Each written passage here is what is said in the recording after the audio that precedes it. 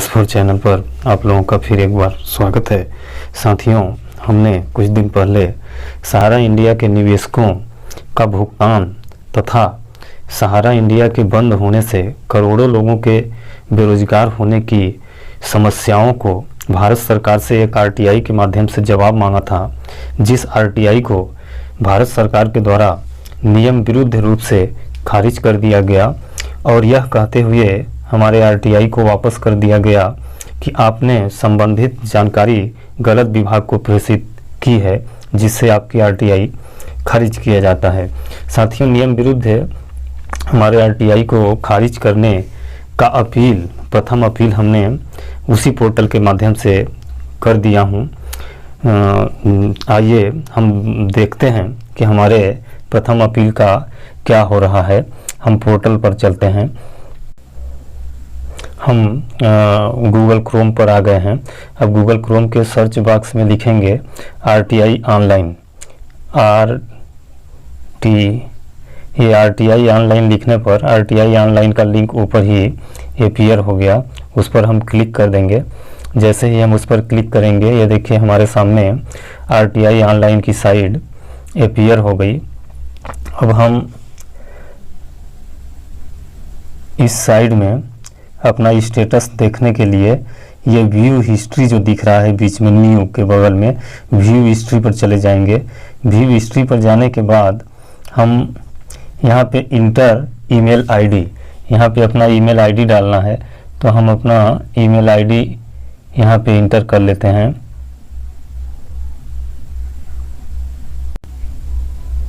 हमने email ID एवं mobile number inter कर लिया हूँ। अब ये सिक्योरिटी कोड दिखाई दे रहा है, सिक्योरिटी कोड हम डाल देते हैं।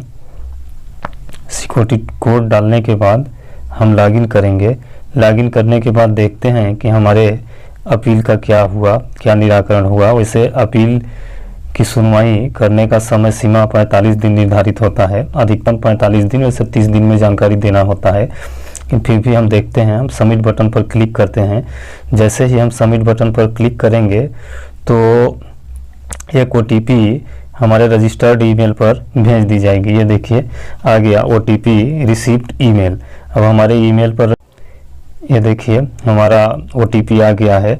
OTP हमारा है 897892, यानी 897892।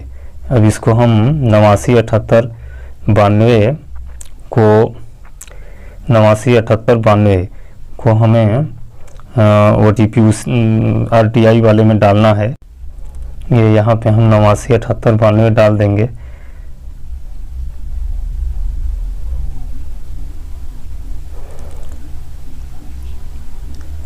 नवासी अठहत्तर बानवे डालने के बाद हम सबमिट बटन पर क्लिक करेंगे। जैसे ही हम सबमिट बटन पर क्लिक करेंगे तो हमारे सामने एक अगला पेज अपीयर होगा, जिसमें हमने जितना भी RTI फाइल किए हैं या जो भी अपील किए हैं उन सब की जानकारी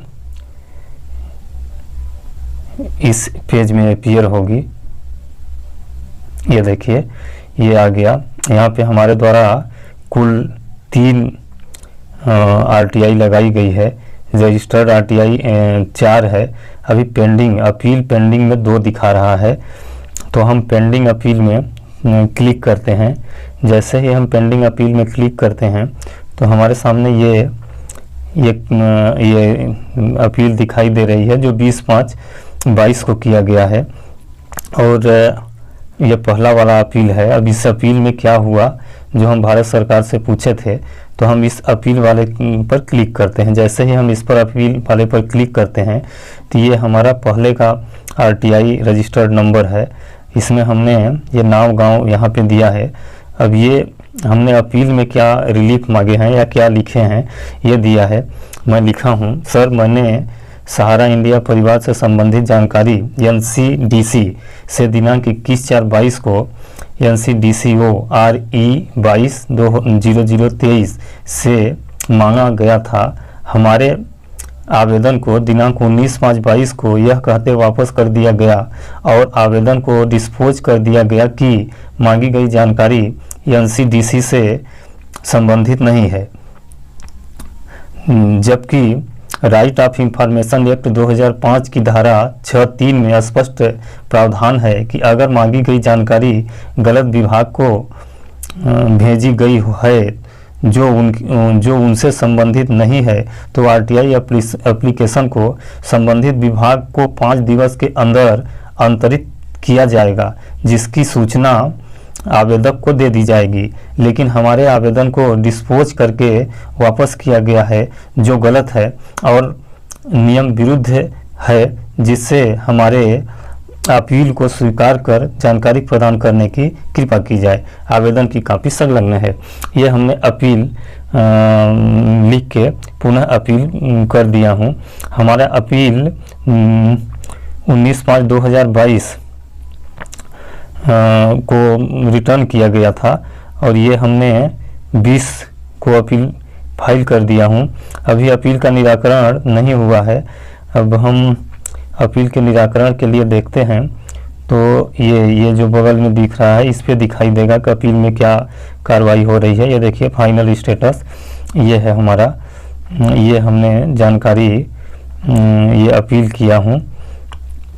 इस पे हमारे अपील को आरटीआई अपील रिसीव्ड 20/5/2022 को ये आरटीआई अपील रिसीव्ड हो गई है, लेकिन इस पे अभी तक कोई कार्रवाई नहीं हुई है।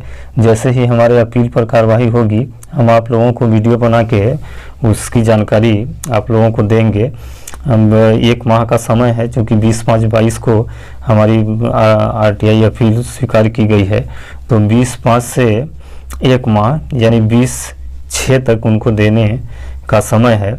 हम सरकार से मांगी गई जानकारी जो भी मांगे हैं उसकी जानकारी लेके रहेंगे, चाहे सरकार अपील के माध्यम से दे या कि फिर द्वितीय अपील केंद्रीय आयोग के पास होती है, केंद्रीय आयोग तक जाएंगे।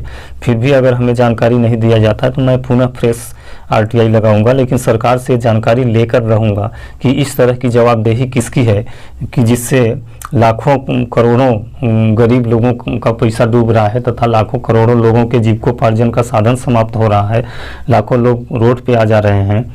तो इन सब की जिम्मेदारी किसकी है, ये सब हम जानकारी उस आरटीआई में मांगे थे और ये हमारे आरटीआई को वापस कर दिया गया था, जिसकी जानकारी हम सरकार से पुनः अपील के माध्यम से मांगे हैं और ये जानकारी हम लेके ही रहेंगे, चाहे जैसे भी सरकार देगी।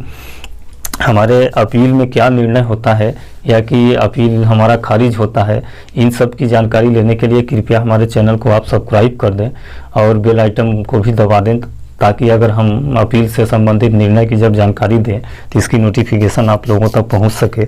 और इस चैनल को भी अधिक से अधिक शेयर करें ताकि लोगों को अपने अधिकार के प्रति जागृत हो सकें और सरकार इस तरह से लापरवाहीपूर्ण कृत्य न अपना सके और ये एक जवाबदेह की भांति व्यवहार करे।